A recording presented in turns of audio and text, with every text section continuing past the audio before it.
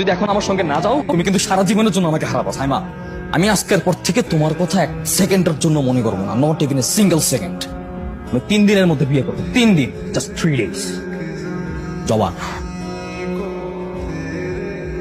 এই বিয়েটা হবে না। তোমাকে বলছি না আমার সাথে কোনো যোগাযোগ রাখবে না। আমার ভুল হয়ে গেছে, সরি নিহা।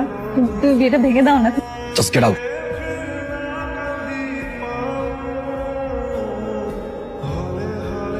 আপনি আরেকজনের হাজবেন্ডকে এভাবে বিরক্ত কেন করছেন? আমাদের দুজনের মাঝখানে আসবে। Just shut up.